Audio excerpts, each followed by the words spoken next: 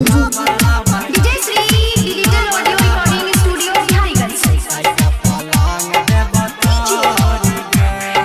लबड़ कर बेजे छौड़ी गे सुताई के पलंग देब तोरी गे। लबड़ कर बेजे छौड़ी गे सुताई के पलंग देब तोरी गे। तोरा केतनो समझाबै छियौ नहीं मानै छी हमरा से करे नहीं ना बलजोरी गे। लबड़ कर बेजे छौड़ी गे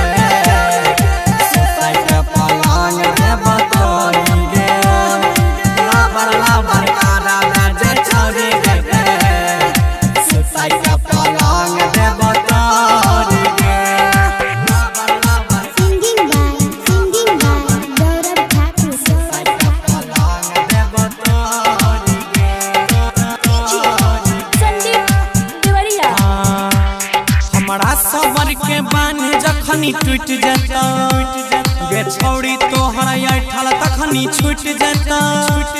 जय दिन ले बकोड़ा में हम उठाई गे छौड़ी काम नहीं करतौ कोनो दबाई गे बाद में बैठी के तू बचतै भी गे जब तोड़ी लेबो ई तोहर किलर कोठी गे। लबड़ कर बेजे छौड़ी गे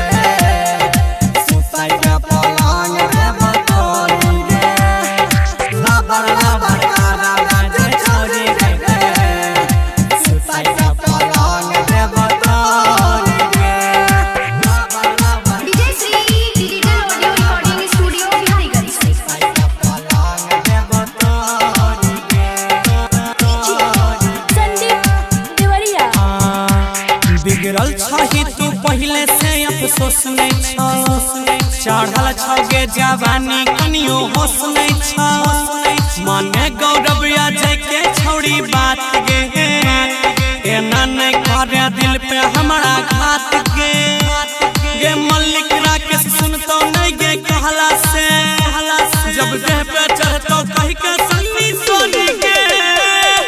लबड़ कर बेजे छौड़ी गे पलंग देब तोरी गे। लबड़